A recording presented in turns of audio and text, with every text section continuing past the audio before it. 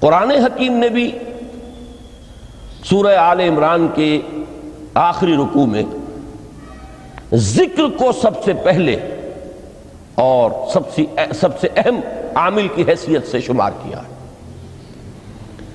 چنانچہ اس کی پہلی آیت جو ہے سورہ آل عمران کے آخری رکوع کی، اس میں تو وہی مضمون جو میں بیان کر چکا وہ آیا ہے، ان فی خلق السماوات والارض واختلاف اللیل والنہار لآیات لأولی الالباب، یقیناً آسمانوں اور زمین کی تخلیق میں اور دن اور رات کے الٹ پھیر میں نشانیاں ہیں ہوش مندوں کے لیے۔ ان کے ذریعے سے انسانی شعور کے اندر وہ معرفت رب اجاگر ہوگی۔ وہ پہلا مرحلہ اب اس نے طے کر لیا، وہ ڈورمنٹ معرفت اب ایکٹیویٹ ہو گئی۔ اب مزید فکر کا مرحلہ ہے جو اگلی آیت میں آیا ہے، الذین یذکرون اللہ قیاما وقعودا وعلی جنوبہم ویتفکرون فی خلق السماوات والارض ربنا ما خلقت ھذا باطلا سبحانک فقنا عذاب النار۔ یعنی تفکر جو ہے ویتفکرون فی خلق السماوات والارض، وہ تفکر کرتے ہیں، غور و فکر کرتے ہیں آسمان اور زمین کی تخلیق میں، لیکن اس تفکر کے ساتھ لازماً ذکر، اور ذکر مدام، ذکر بھی وہ کہ جو مستقل ہو، ہر حالت میں ہو۔ الذین یذکرون اللہ قیاما وقعودا وعلی جنوبہم، وہ لوگ کہ جو اللہ کو یاد رکھتے ہیں، اللہ کا ذکر کرتے ہیں، کھڑے ہوئے بھی، بیٹھے ہوئے بھی، اور اپنے پہلوؤں کے بل یعنی لیٹے ہوئے بھی۔ اب ان تین کے سوا تو کوئی پوزیشن انسان کی نہیں ہے، اسی کا نام ہے دوام ذکر۔ اور اس کے ساتھ اگر وہ تفکر کرتے ہیں تو ان کا فکر اگلی منزل تک پہنچتا ہے۔ تو پہلی شے تھی فکر انسانی کی صحیح رخ پر مزید پیش قدمی اور پیش رفت، اور اس کے لیے لازم ہے ذکر و فکر کا امتزاج۔ دوسری چیز کو لیجئے عمل کی درستی۔ اس عمل کی درستی کے لیے اللہ تعالیٰ کے ساتھ ایک گہرے تعلق کی ضرورت ہے، اس لیے کہ صبر کی بحث میں یہ مضامین شاید آپ کے سامنے آ گئے ہوں کہ صبر، جہاں مصیبت پر صبر ہوتا ہے، تکلیف پر صبر ہوتا ہے، اللہ کے احکام پر جمنا یہ بھی صبر ہے، نفس کی خواہشات کی باغ کو تھام کر رکھنا، کھینچ کر رکھنا یہ بھی صبر ہے، اور استقامت کسی شے پر قائم رہنا یہ بھی صبر ہے۔ تو عمل صحیح پر استقامت کے لیے وَاصْبِرْ وَمَا صَبْرُكَ إِلَّا بِاللَّهِ، اس صبر کی سب سے اہم جو بنیاد ہے، اس کا جو سب سے بڑا ذریعہ ہے، اس کا جو سب سے بڑا سہارا ہے، وَمَا صَبْرُكَ إِلَّا بِاللَّهِ، اس کے لیے ضرورت ہے ایک گہرے تعلق کی کہ اللہ کے ساتھ ایک ایسا تعلق برقرار رہے جو نہ صرف گہرا ہو بلکہ دائم و قائم ہو، مسلسل۔ ذرا ذہول ہوگا تعلق مع اللہ میں، ذرا کمی آئے گی، شیطان کا وار کاری ہو جائے گا۔ اسی کو حضور نے حدیث میں یوں تعبیر کیا ہے تمثیلاً کہ جو دل اللہ کی یاد سے غافل ہے، اس پر فارسی کا وہ مقولہ بھی ہے کہ خانہ خالی را دیو می گیرت، گھر خالی رہے تو جنات اس پر دیو جو ہے آ کر قبضہ جما لیتے ہیں۔ تو خانہ قلب جو ہے اگر یاد خداوندی سے خالی ہو گیا تو شیطان ابلیس لعین اپنی تھوتنی ٹکا دیتا ہے۔ یہ لفظ آتا ہے سور کے منہ کے لیے تھوتنی، جس طرح اس کا نکلا ہوا سا منہ ہوتا ہے آگے، تو یہ لفظ استعمال کیا گیا کہ وہ اپنی تھوتنی انسان کے دل پر جما کر اور پھوکے مارنی شروع کر دیتا ہے۔ تو شیطان کو موقع ہی تب ملتا ہے جب انسان کے تعلق مع اللہ کے اندر کمی ہو، وہ خانہ بالکل خالی ہو گیا ہو یا اتنا ضعیف ہو گیا ہو کہ کل عدم ہو جائے، گویا کہ نہیں۔ تیسری چیز کی طرف آئیے روحانی ترقی، روحانی ترقی کے لیے میں ایک اصطلاح کے سامنے لا رہا ہوں، اس سے مراد کیا ہے؟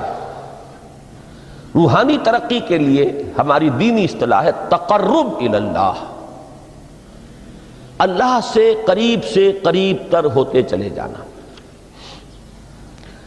اس پر میرا ایک کتابچہ بھی ہے، تقرب الی اللہ کے 2 مدارج، 2 درجے، جو در حقیقت ایک حدیث نبوی علیہ الصلوۃ والسلام ہی پر مبنی ہے کہ حضور نے ایک درجہ قرار دیا ہے تقرب بالفرائض، فرائض کے ذریعے سے انسان اللہ کا قرب حاصل کرے۔ ایک ہے تقرب بالنوافل، نوافل کے ذریعے سے اللہ کا قرب حاصل کرے۔ ان میں کیا نسبت و تناسب ہے، اہمیت کے اعتبار سے کون بڑھ کر ہے، بلندی کے اعتبار سے کون بڑھ کر ہے، یہ تمام مسائل میں نے اپنی اس تقریر میں بیان کیے تھے جو اس کتابچے میں شائع ہوئی ہے۔ اس وقت میں اس کی تفصیل میں نہیں جا رہا، صرف یہ تذکرہ اس لیے کر رہا ہوں کہ جن کو بھی خواہش ہو جائے وہ اس کا مطالعہ کرے۔ ہماری اس وقت کی گفتگو سے وہ کتابچہ اس جگہ پر منسلک ہوگا۔ تو تقرب الی اللہ، یہ تقرب کوئی فزیکل فینومینن نہیں ہے، جسمانی یا مادی مسئلہ نہیں ہے۔ اللہ سے قرب یہ نہیں ہے کہ کوئی کروڑوں میل کا فاصلہ ہے، اب ہمیں کوئی رسی پر چڑھنا ہے اوپر بڑی محنت اور مشقت سے۔ فصل تو ہے ہی نہیں، فاصلہ ہے ہی نہیں، بعد ہے ہی نہیں۔ نحن اقرب الیہ من حبل الورید، ہم تو انسان سے اس کی شہرگ سے بھی زیادہ قریب ہیں۔ ہوا معکم اینما کنتم، وہ تو تمہارے ساتھ ہی ہوتا ہے جہاں کہیں بھی تم ہو، بس صرف یہ کہ تمہاری توجہ نہیں ہوتی، تم اور چیزوں میں مشغول و مصروف رہتے ہو، تم ہماری طرف دھیان ہی نہیں دیتے، تم ہماری طرف متوجہ ہی نہیں ہوتے۔ ہم تو مائل بے کرم ہے، کوئی سائل ہی نہیں، راہ دکھلائیں کسے رہنو منزل ہی نہیں۔ انسان جب متوجہ ہو جاتا ہے اور بڑھتا ہے، آگے پیش قدمی کرتا ہے روحانی اعتبار سے، تو یہ ہے در حقیقت تقرب الی اللہ، اور اسی کو ہم کہیں گے روحانی ترقی۔ اب ان 3 چیزوں کو اگر آپ نے ذہن میں جما لیا، پھر میری بات کی ترتیب اس کو ذہن میں قائم کیجئے۔ ہم چلے کہاں سے؟ کہ دین کے ساتھ اصل مناسبت فلسفے کی نہیں، حکمت کی۔ نمبر 2، حکمت قرآنی کا پہلا اور اہم ترین اور بنیادی مسئلہ معرفت رب کا حصول ہے۔ اس کا نتیجہ شکر خداوندی ہے، اس کا ذریعہ آیات آفاقی، آیات انفسی، اور سب سے بڑھ کر آیات قرآنیہ ہیں، جو الذکر ہے، جو تذکرہ ہے، جو ذکرہ ہے۔ لیکن اس پہلے مرحلے کو اگر کوئی انسان بفضل ہی تعالی، اللہ کے فضل و کرم سے طے کر لے، اب اس کے سامنے 3 مسئلے ہیں۔ فکر کی مزید پیش رفت، مزید پیش قدمی صحیح رخ پر، اس کے لیے ذکر اور فکر دونوں کا امتزاج لازمی ہے۔ فقر قرآن اختلاط ذکر و فکر۔ الذین یذکرون اللہ قیاما وقعودا وعلی جنوبہم ویتفکرون فی خلق السماوات والارض۔ دوسری شے عمل کا درست رہنا، نہ افراط و تفریط ہو، عدم توازن ہو، نہ انسان نفس سے مغلوب ہو جائے، نہ انسان جذبات کی رو میں اندھا ہو جائے، نہ انسان ماحول سے مرعوب ہو کر متاثر ہو جائے، صحیح رخ پر اس کا عمل۔ نمبر 3، روحانی ترقی، جو اصل حاصل ہے، جو اصل مقصود ہے۔ نمبر 2 چیز کے لیے تعلق مع اللہ ضروری، نمبر 3 کے لیے تقرب الی اللہ ضروری۔ اب غور کیجئے، ان تینوں چیزوں کا بڑا گہرا تعلق ہے نماز کے ساتھ۔ ان تینوں کے لیے ستون کی حیثیت نماز کو ہے۔ لہذا ایمان کے بعد یا معرفت رب کے بعد حکمت دین کا اہم ترین مسئلہ نماز، صلاۃ۔ اس لیے کہ ایک طرف یہ انسان کو اللہ کے ساتھ ایک گہرے تعلق کا ذریعہ فراہم کرتی ہے، اپنے تمام مصروفیات میں سے ان مشغولیتوں میں جن میں گم ہونے کا خدشہ ہوتا ہے، نکلو۔ 24 گھنٹے کے معمولات میں سے کم 5 مرتبہ تو لازماً نکلو، اور اپنے آپ کو ذرا، اپنے حواس کو بھی، اپنی باطنی کیفیات کو بھی ذرا تازہ کرو۔ اگر کوئی گندگی، نجاست، کسی طرح کی ناپاکی کا کوئی معاملہ ہے، طہارت حاصل کرو۔ طہارت سے تمہارے اندر روح کو بھی بالیدگی ہوگی، تمہارے حواس بھی تازہ ہوں گے، تم گویا کہ بحیثیت کل تمہاری ہستی چاق و چوبند ہو جائے گی۔ وہ کسل، وہ سستیاں، وہ جو ایک کثافتیں ہوتی ہیں، ان سب سے نجات حاصل کرو، اور اب اپنے رب کے حضور میں کھڑے ہو جاؤ، اس کے ساتھ اپنا عہد بھی تازہ کرو، اس کی اہم صفات کو بھی اپنے ذہن میں پھر مستحضر کرو۔ یہی وجہ ہے، دیکھیے میں نے جو آیات آپ کو شروع میں سنائی تھی، سورہ لقمان کی 2 آیتیں، پہلی آیت میں اس کا ترجمہ کر چکا، دوسری آیت وَلَقَدْ وَإِذْ قَالَ لُقْمَانُ لِابْنِهِ وَهُوَ يَعِظُهُ يَا بُنَيَّ لَا تُشْرِكْ بِاللَّهِ إِنَّ الشِّرْكَ لَظُلْمٌ عَظِيمٌ۔ اس کے بعد درمیان میں کچھ مضمون آ کر پھر وہ آیہ مبارکہ آئی، یا بنی اقم الصلاۃ وامر بالمعروف وانہ عن المنکر واصبر علی ما اصابک۔ گویا کہ اہم ترین چیز، بنیادی ترین چیز، اللہ کو محض پہچان لینا کافی نہیں ہے، یاد رکھنا ضروری ہے۔ اللہ یاد رہے گا تو فکر صحیح آگے بڑھے گا، اللہ یاد رہے گا اور اس کے ساتھ ایک گہرا تعلق جو ہے برقرار رہے گا تو عمل درست رہے گا۔ بالکل یہی بات سورہ طٰہٰ میں جو پہلی وحی حضرت موسیٰ علیہ السلام پر ہوئی، اور پہلا مخاطبہ ہے، چونکہ حضرت موسیٰ کو یہ انبیاء کرام کے مقدس گروہ میں ایک امتیازی حیثیت حاصل ہے کہ ان سے براہ راست گفتگو ہوئی ہے، اگرچہ صرف ایک پردہ تھا، اوٹ من ورائے حجاب گفتگو ہوئی ہے، لیکن یہ کہ کوئی فرشتے کا درمیانی جو ہے وہ لنک نہیں تھا، براہ راست اللہ تعالیٰ نے حضرت موسیٰ علیہ السلام سے کلام فرمایا۔ کلم اللہ موسیٰ تکلیما، موسیٰ سے تو اللہ نے کلام فرمایا جیسے کہ کلام کیا جاتا ہے۔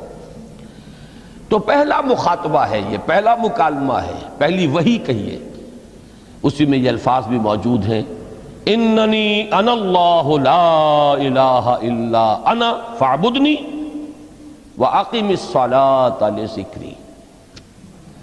یہ گویا کہ حکمت قرآنی کا ایک بہت بڑا خزانہ ہے یہ آیت مبارکہ، کہ خود حضرت موسیٰ علیہ السلام کو جو ہدایت دی جا رہی ہے، میں ہوں، میں اللہ، اننی انا اللہ لا الہ الا انا، میرے سوا کوئی معبود نہیں، فاعبدنی، بس میری بندگی، میری عبادت، میری پرستش، میری محبت، اس کو اختیار کرو۔ وَأَقِمِ الصَّلَاةَ لِذِكْرِي، اور نماز کو قائم رکھو میری یاد کے لیے۔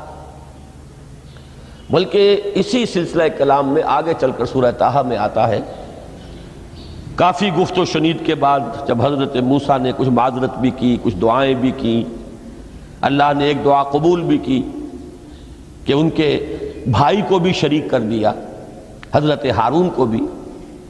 اس کے بعد پھر جب فرمایا کہ اب جاؤ فرعون کی طرف، تو اس میں فرمایا وَلَا تَنِيَا فِي ذِكْرِي، اور دیکھنا یہ جو عظیم مشن تمہارے کندھے پر آ گیا ہے، بڑا بھاری اور کٹھن ایک فرض ہے جو تم پر عائد ہو گیا ہے، اس کے لیے سب سے بڑی تمہارے پاس جو قوت کا ذریعہ ہے وہ نماز ہے۔ اقیم فلا تنیا عن ذکری، میری یاد میں کبھی غفلت نہ کرنا، اس میں کبھی کوئی کمی نہ آنے دینا۔ جیسا کہ میں نے عرض کیا تھا کہ جیسے ہی وہ تعلق جو ہے کمزور پڑتا ہے یا منقطع ہو جائے معاذ اللہ، تو پھر انسان گویا کہ شیطان کے لیے ایک لقمہ تر بن جاتا ہے۔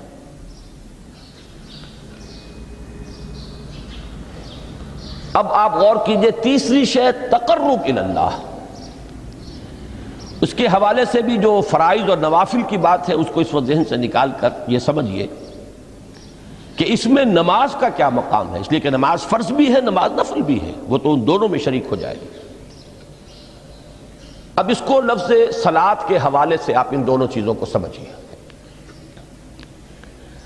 صاد لام واو یا یہ چونکہ حروف علت ایک دوسرے سے بدلتے رہتے ہیں، یہ جو مادہ ہے اس کی جو خالص لغوی اصل ہے، جو خالص عربی زبان میں اس کا بنیادی مفہوم ہے، وہ آگ جلانا یا آگ تاپنا یا آگ سینکنا، حرارت حاصل کرنا۔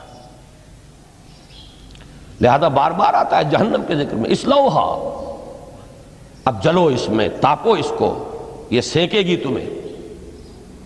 بلکہ تفتلون کا لفظ آیا ہے حضرت موسیٰ کے کلام میں، جب وہ گئے تھے کوہ طور پر، جب پہنچ گئے تو تھے آگ تک کی تلاش میں، لعلکم تفتلون، تو اپنے اہل خانہ سے یہی کہا تھا کہ مجھے کہیں وہ روشنی نظر آ رہی ہے، غالباً کوئی وہاں سے آگ مل سکے گی، ورنہ یہ کہ کوئی رہنمائی کو رستہ مجھے مل سکے گا، میں وہ آگ لے آؤں گا، کوئی چنگاری وہاں سے لے آؤں، لعلکم تفتلون، تاکہ تم، اب یہ اصطلاح در حقیقت باب افتعال ہے، اور یہ تے یہاں پر توئے کی شکل اختیار کر گئی، تا نے توبن کی صورت اختیار کی صاد کی وجہ سے۔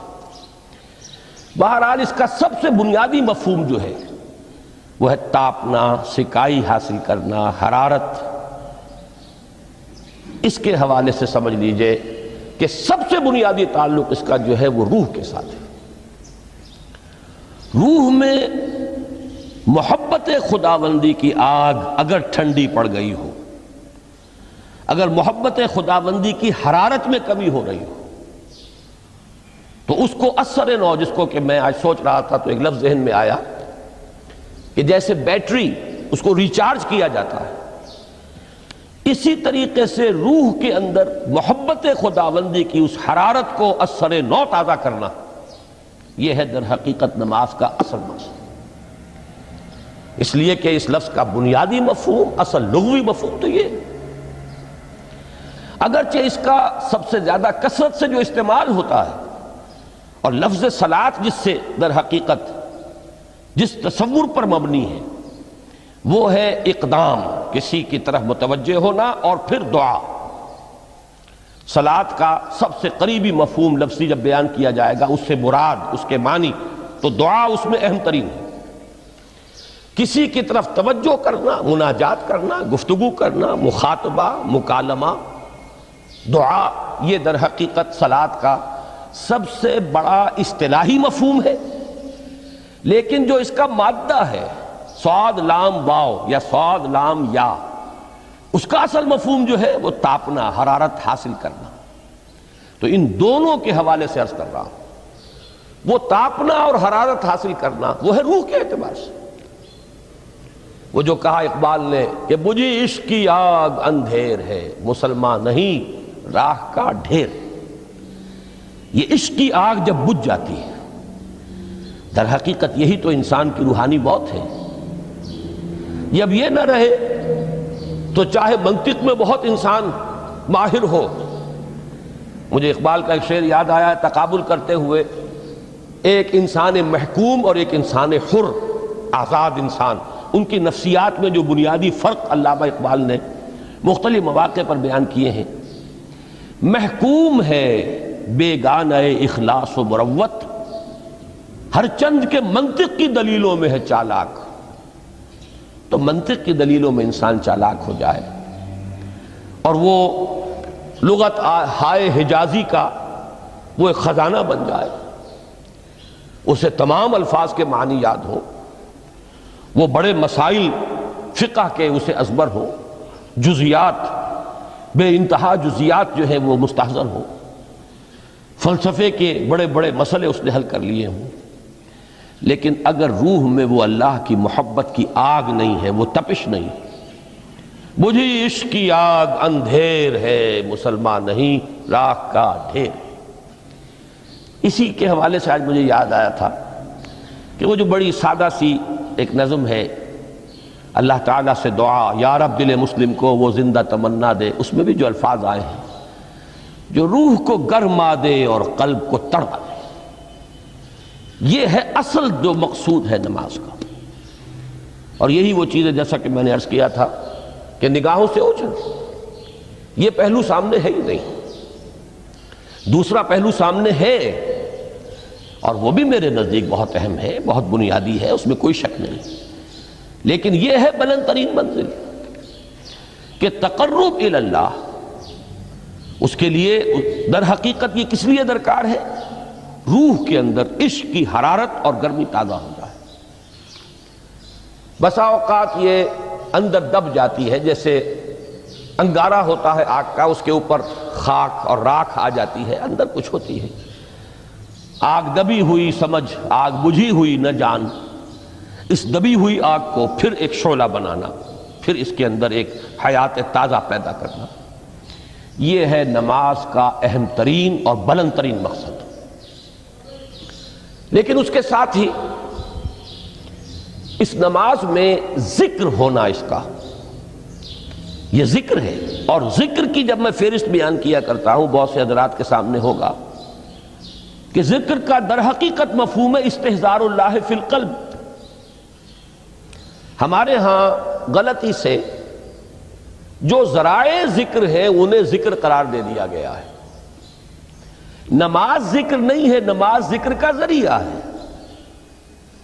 اقیم الصلاۃ لذکری، نماز قائم کرو میرے ذکر کے لیے۔ یہ اللہ اللہ کہنا یا ادعیہ معصورہ جو حضور صلی اللہ علیہ وسلم کی مسنون دعائیں ہیں، انہیں اپنے تمام معمولات دنیاوی کے ساتھ ساتھ ان دعاؤں کو بھی انسان پڑھتا رہے، اللہ سے دعا کرتا رہے، یہ تمام ذرائع ذکر ہیں۔ سبحان اللہ سبحان اللہ الحمدللہ الحمدللہ، اس کا آپ ورد کیجئے، یہ بھی ذریعہ ذکر ہے۔ حقیقت میں ذکر ہے استحضار اللہ فی القلب، اللہ کو دل میں لے آنا، اللہ کو دل میں حاضر کر لینا، اصل میں تو ترجمہ ہوگا، لیکن حاضر جاننا، یہ کیفیت جو ہے انسان کو حاصل ہو جائے۔ اب اس کے حوالے سے ذرا بات سمجھیے کہ ایک تو میں عرض کر چکا ہوں مجسم ذکر تو قرآن ہے، لہذا ذکر کی فہرست جب آپ کریں گے ذرائع ذکر تو ان میں سب سے پہلے قرآن آئے گا، اس لیے کہ وہ ہماری حکمت کے پہلے مسئلے کو حل کر رہا ہے، بنیادی مسئلہ، اہم ترین مسئلہ۔ دوسرے نمبر پر ذکر جو ہے، اب اس کے لیے کچھ اصطلاحات جو میرے مختلف دروس میں شاید آپ کے سامنے بعد میں آئیں یا پہلی آ چکی ہوں، ان کے حوالے سے میری بات سمجھیے۔ ایک ذکر غیابی ہے، تھرڈ پرسن میں، صیغہ غائب میں اللہ کی یاد کرنا، اللہ اکبر اللہ اکبر اللہ اکبر۔ ابھی اللہ اکبر جو ہے یہ جملہ اسمیہ خبریہ ہے، ایک حقیقت کی تکرار آپ کر رہے ہیں، اللہ سب سے بڑا ہے، اللہ سب سے بڑا ہے، سبحان اللہ سبحان اللہ سبحان اللہ۔ یہ در حقیقت ذکر غیابی ہے کہ آپ اس میں مخاطب نہیں ہیں اللہ سے، ایک ذکر خطابی کہیں یا ذکر حضوری کہیں، جس میں مکالمہ ہوتا ہے، جس میں گفتگو ہوتی ہے۔ تو نماز در حقیقت ذکر حضوری اور ذکر خطابی کی بلند ترین شکل ہے۔ اس لیے میں نے عرض کیا تھا کہ نماز کے لفظ یا صلاۃ کے لفظ، یہ اصطلاحی معنی جو اکثر و بیشتر کیے جاتے ہیں وہ ہے دعا، اور دعا میں ہوتا کیا ہے؟ مکالمہ ہے، مخاطب، اے اللہ، اے میرے رب، اے پروردگار۔ پھر یہ کہ اس میں اقدام اور کسی کی طرف متوجہ ہونا، یہی وجہ ہے کہ افتتاح صلاۃ، نماز کو شروع کرنے کے لیے ایک تو وہ الفاظ جو قرآن مجید میں آئے ہیں، انی وجہت وجہی للذی فطر السماوات والارض حنیفا وما انا من المشرکین، یہ ہے توجہ کا ارتکاز، بشرطے کہ یہ صرف الفاظ ہی نہ نکل رہے ہوں، واقعتاً یہ تعبیر ہو اس وقت کی انسان کی نفسیاتی کیفیت کی، کہ شعوری طور پر وہ فیصلہ کرتا ہے کہ اب میں منقطع ہو رہا ہوں، ہر چہار طرف سے اپنی توجہ کو ہٹا کر، ہر مسئلے سے اپنے آپ کو خالی و ذہن کر کے یعنی ظاہری اور باطنی دونوں اعتبار سے میں اپنی توجہ کا ارتکاز کر رہا ہوں اس ذات کی طرف جس نے آسمانوں اور زمین کو پیدا کیا، اور بالکل یکسو ہو کر رہا ہوں۔ انی وجہت وجہی للذی فطر السماوات والارض حنیفا وما انا من المشرکین۔ اور دوسری وہ جو دعا جس سے ہم افتتاح کرتے ہیں اپنی نماز کا، دیکھیں اس میں خطاب کا کس قدر اہتمام، وہاں سبحان اللہ نہیں ہے، سبحانک اللہم، پاک ہے تو اے رب ہمارے، وبحمدک وتبارک اسمک وتعالی جدک۔ اب آپ غور کر رہے ہیں، یہ ہے تخاطب، براہ راست مخاطب ہونا شروع ہو رہی ہے۔ تو سب سے پہلی بات تو یہ ہوئی کہ ذکر کی ایک شکل ہے ذکر غیابی، دوسری ذکر حضوری، اور ذکر حضوری یا ذکر خطابی کی بلند ترین منزل، بلند ترین اس کا ذریعہ نماز۔ اس کو ایک پہلو سے اور سمجھ لیجئے، سورہ فاتحہ جب پھر ہم پڑھتے ہیں جسے الصلاۃ کہا گیا ہے، جو لب لباب ہے، خلاصہ ہے، اس میں پھر تدریجاً غیاب سے حضور کی طرف پیش قدمی ہوتی ہے۔ الحمدللہ رب العالمین الرحمن الرحیم مالک یوم الدین، یہ ذکر غیابی ہے، اس میں ابھی خطاب نہیں آیا، یہ وہی جملہ اسمیہ ہے۔ کل تعریف اس اللہ کے لیے ہے جو تمام جہانوں کا پروردگار ہے، مالک ہے، جو رحمان ہے، رحیم ہے، جزا و سزا کے دن کا مختار و مالک ہے۔ اب یہ غیاب سے حضور کی طرف، ایاک نعبد و ایاک نستعین اہدنا الصراط المستقیم، یہ ہے وہ۔ اب پہلے ایک معاہدہ ہے، ایک اقرار ہے، اعتراف ہے، وعدہ ہے، اور پھر دعا ہے، استدعا ہے کہ حضور نے فرمایا، یقول اللہ تعالی، اللہ یہ فرماتا ہے، اسی لیے اس کو حدیث قدسی کہیں گے۔ قسمت الصلاۃ بینی و بین عبدی نصفین، میں نے نماز کو اپنے اور اپنے بندے کے مابین آدھا آدھا تقسیم کر دیا ہے۔ اب یہاں تک تو جملہ ہے اللہ کا، یہ ہے حدیث قدسی۔ اب آگے جو ہے نریشن اس کی جو ہے حضور صلی اللہ علیہ وسلم کی جانب سے ہے، یعنی خبر دے رہے ہیں وہ اللہ کی طرف سے ہی۔ ویسے تو تمام احادیث ہی گویا کہ ہم سمجھتے ہیں انسپائرڈ تو اللہ کی طرف سے ہی ہے، لیکن یہ کہ جہاں صراحت ہو کہ اللہ کہتا ہے وہ حدیث قدسی ہے۔ تو یقول اللہ تعالی قسمت الصلاۃ بینی و بین عبدی نصفین، یہاں تک تو حدیث قدسی ہے۔ اب دوسری عام حدیث ہے، اذا قال العبد الحمد للہ رب العالمین یقول اللہ تعالی حمدنی عبدی، جب بندہ کہتا ہے الحمدللہ رب العالمین، پروردگار کہتا ہے میرے بندے نے میری حمد کی۔ جب بندہ کہتا ہے الرحمن الرحیم، پروردگار فرماتا ہے اثنا علی عبدی، میرے بندے نے میری ثنا کی، بڑی تعریف کی۔ جب بندہ کہتا ہے مالک یوم الدین، اللہ فرماتا ہے مجدنی عبدی، میرے بندے نے میری بڑی بزرگی بیان کی ہے، تمجید کی ہے۔ پھر جب بندہ کہتا ہے ایاک نعبد و ایاک نستعین، اللہ فرماتا ہے ھذا ما بینی و بین عبدی ولعبدی ما سأل، یہ ہے میرے اور میرے بندے کے درمیان۔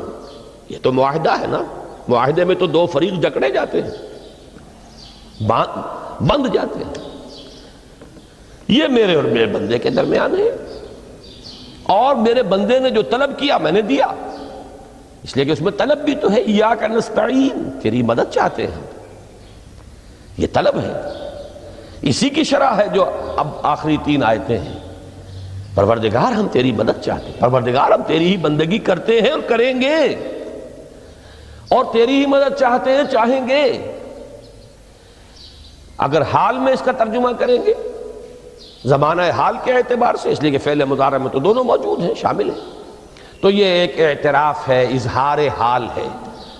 اللہ کرے کہ وہ واقعتاً صحیح اظہار حال ہو، ہم واقعی اللہ کی بندگی کرتے ہوئے یہ کہیں کہ ایاک نعبد، ورنہ اگر ہماری اصل صورتحال سے وہ مطابقت نہ رکھتا ہو تو پھر تو ایک طرح کا جھوٹ ہو جائے گا، غلط بیانی ہو جائے گی۔ ایاک نعبد، تیری ہی بندگی کرتے ہیں، اور مستقبل میں کیجئے، کریں گے، یہ ہے عہد، تیری ہی مدد چاہتے ہیں، تجھی سے مدد طلب کرتے ہیں، تجھی سے مدد چاہتے رہیں گے۔ اس کے لیے فرمایا وَلِعَبْدِ مَا سَأَلَ، اور پھر اس کے بعد وہ استدعا ہے اهدنا الصراط المستقیم صراط الذین انعمت علیہم غیر المغضوب علیہم ولا الضالین۔ اس حدیث میں اس کو ایک ہی جملے کو لیا گیا ہے، ایک ہی جملے کی حیثیت سے۔ جب بندہ یہ کہتا ہے تو اللہ فرماتا ہے ھذا لعبدی ولعبدی ما سأل، یہ خالص میرے بندے کے لیے ہے، اس بندے نے ایک درخواست پیش کی ہے اور میں نے گرانٹ کی، وہ اپلیکیشن، وہ ریکویسٹ گرانٹڈ ہم نے دے دی، ولعبدی ما سأل۔ یہ ہے اس کی تاثیر کا عالم،